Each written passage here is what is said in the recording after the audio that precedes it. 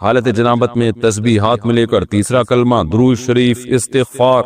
یا دوسرے اذکار اور دعائیں پڑھ سکتے ہیں۔ ساجد انڈیا سے، جی بالکل پڑھ سکتے ہیں، کوئی حرج نہیں ہے اس میں۔ اور خاص طور پہ جو خواتین مینسز کی حالت میں ہوتی ہیں وہ تو بالکل ہی عبادت چھوڑ دیتی ہیں، یہ بھی صحیح نہیں ہے۔ بھائی نماز اور تلاوت نہیں کرنی، باقی عبادتیں تو کریں، تسبیحات پڑھیں، دعائیں مانگیں اللہ تعالیٰ سے۔ اچھا، ناپاکی میں قرآن کی آیت پڑھنا، یہ سوال پوچھا ہے، یہ پوچھنے والے نے نام ہی نہیں لکھا۔ کیا ناپاکی کی حالت میں قرآن کی آیت پڑھ کر دعا کر سکتے ہیں یا نہیں؟ نیز بغیر وضو کے قرآن کی آیت پڑھ سکتے ہیں یا نہیں؟ بغیر وضو کے تو بہرحال قرآن پڑھ سکتے ہیں، البتہ ناپاکی کی حالت میں قرآن کی تلاوت جائز نہیں ہے۔ البتہ قرآن کی وہ آیتیں جن میں دعا کا عنصر پایا جاتا ہے، دعا کے میننگ پائے جاتے ہیں، تو ان آیتوں کو ناپاکی کی حالت میں دعا کی نیت سے پڑھ سکتے ہیں، تلاوت کی نیت سے نہیں پڑھ سکتے۔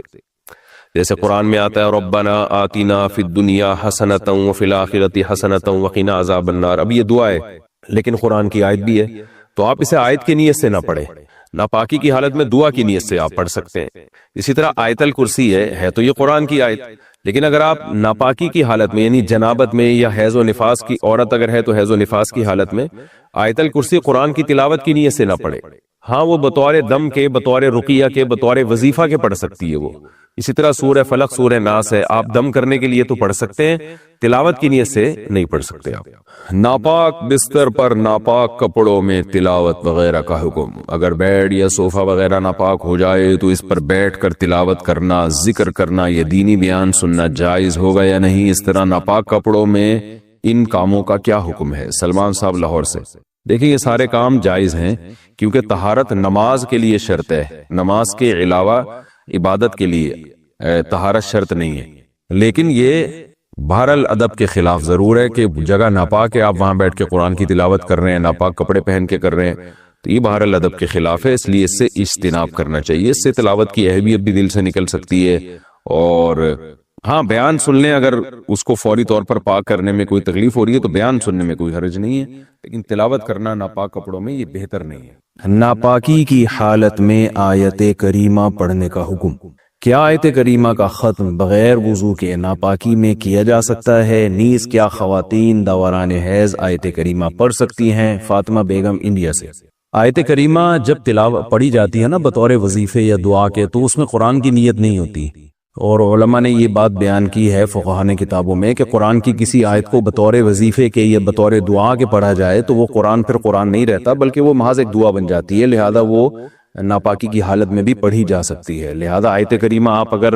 وظیفے کے طور پہ، دعا کے طور پہ پڑھ رہی ہیں تو یہ کام ناپاکی کی حالت میں بھی ہو سکتا ہے۔ اسی طرح آیت کریمہ کے علاوہ سورہ فاتحہ ہے، یا رات کو سوتے ہوئے جو دم کیا جاتا ہے اپنے اوپر، سورہ فلق، سورہ ناس اور سورہ اخلاص کے ذریعے، تو یہ سب جائز ہے، اس میں ناپاکی کی حالت میں بھی کر سکتے ہیں، کیونکہ یہ قرآن کی تلاوت کی نیت سے نہیں ہوتا بلکہ یہ دم یا رقیہ کی نیت سے ہوتا ہے۔ قرآن پورا کرنے کے لیے حالت حیض میں قرآن پڑھ سکتے ہیں۔ میرا قرآن ختم ہونے میں 3 پارے رہ گئے ہیں، پیریڈ شروع ہو گئے ہیں۔ میں نے ایک کلپ میں سنا تھا کہ حیض کی حالت میں قرآن پڑھ سکتے ہیں اور تلاوت بھی سن سکتے ہیں، کیا یہ بات صحیح ہے؟ تلاوت سن تو سکتے ہیں، قرآن پڑھ نہیں سکتے۔ اس بارے میں میرا کلپ موجود ہے یوٹیوب پہ، محترمہ ڈاکٹر فرحت ہاشمی کا ایک ان کے حوالے سے ایک بات چلی تھی، اور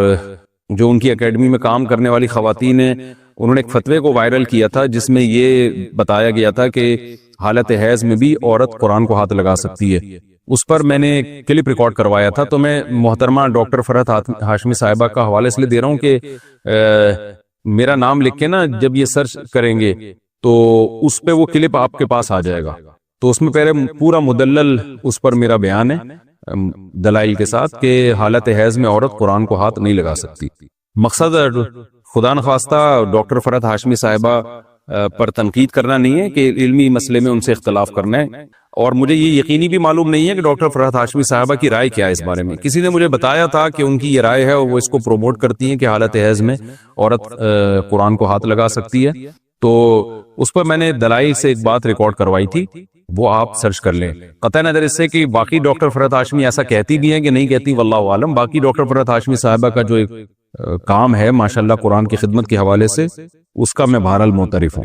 کراچی سے ایک خاتون نے سوال پوچھا ہے کہ ایام حیض میں غیر یقینی صورتحال ہو تو غسل کب کریں؟ حیض کے آخری دنوں میں جب ہمیں دن میں صرف یہ 1 یا 2 بار اسپاٹنگ ہوتی ہے،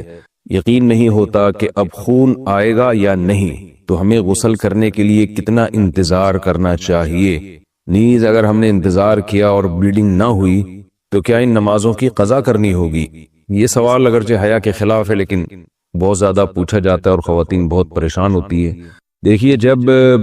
کم سے کم حیض کی مدت 3 دن ہے، 3 دن کے بعد کسی خاتون کو جب حیض آنا رک جائے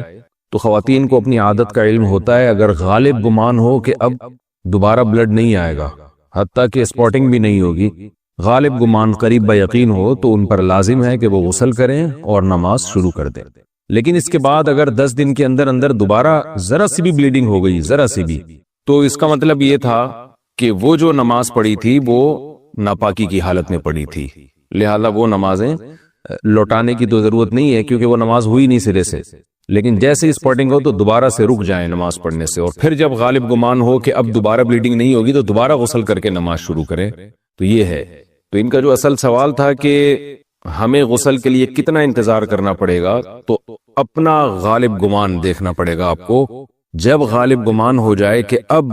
بلیڈنگ بالکل بھی نہیں ہوگی تو آپ پر لازم ہے کہ آپ غسل کریں اور نماز پڑھیں، اور اگر اس کے بعد یعنی غالب گمان نہیں ہے یہ، بلکہ ایک تردد ہے کہ شاید ہو شاید نہ ہو، تو پھر غسل کرنا لازم نہیں ہے، کیونکہ الیقین لا یزول بالشک، یقینی چیز تھی حیض کا ہونا، اس کا ختم ہونے کا جب تک یقین نہیں ہوگا تو غسل نہیں کیا جائے گا۔ البتہ بعض دفعہ ایسے ہوتا ہے کسی خاتون کا خیال یہ ہوتا ہے کہ اب دوبارہ مجھے بلیڈنگ ہوگی، اور اس خیال سے انہوں نے غسل ہی نہیں کیا، تو پھر پتہ چلا کہ بلیڈنگ تو نہیں ہو رہی، تو پھر جو نماز قضا ہوئی ہے اس کی قضا بھی کرنی پڑے گی۔ خواتین کو اس کا بہت خیال کرنا چاہیے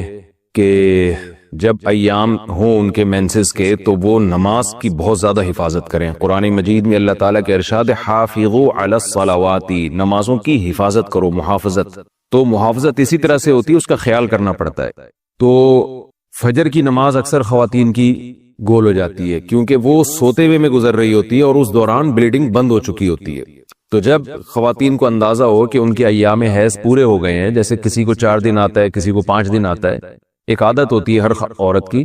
تو 4 دن جیسے آنے کی عادت ہے، تو 4 دن کے بعد پھر ان پر لازم ہے کہ وہ صبح صادق کے وقت اٹھ کر دیکھیں کہ ہمیں بلیڈنگ آ رہی ہے یا بند ہو گئی ہے۔ ایسا نہ ہو کہ سوتے سوتے میں نماز ہی قضا ہو جائے۔ تو اگر بلیڈنگ بند ہو گئی ہے تو اس وقت غسل کر کے فجر پڑھیں، اور اگر بعض دفعہ یہ بھی ہوتا ہے کہ عشاء کی نماز بھی لازم ہو جاتی ہے، مثال کے طور پر صبح صادق کا وقت شروع ہو رہا ہے 5:30 پر، 5:30 بجے صبح، تو اب رات کو تو خاتون کا خیال یہ تھا کہ بلیڈنگ ہو رہی ہے اور آخری دن ہے ان کا ایام حیض کا، تو ان پر لازم تھا کہ وہ صبح صادق سے پہلے اٹھ کے دیکھیں کہ واقعی بند ہو چکی ہے یا نہیں۔ اگر بند ہو چکی ہے تو پھر یہ عشاء کی نماز بھی واجب ہے، عشاء کی نماز بھی پڑھنی پڑے گی آپ کو۔ تو بعض خواتین بالکل اس میں غفلت سے کام لیتی ہیں۔ میں یہ نہیں کہہ رہا کہ ابھی بلیڈنگ شروع ہوئی ہے تو رات کو دوبارہ ہر رات کو اٹھ کے دیکھنا شروع کریں کہ بلیڈنگ ہے یا نہیں ہے، تو جو عادت ہے وہ اس کو تو گزرنے دیں، 3 یا 4 دن کی کسی کو عادت ہے، کسی کو 5 دن کی عادت ہے، لیکن جس دن یہ احتمال شروع ہو جائے کہ اب بلیڈنگ رک سکتی ہے تو اس دن عشاء کی نماز اور فجر کی نماز میں خاص طور پر خیال کریں، کیونکہ یہ 2 نمازیں سوتے میں گزر جاتی ہیں۔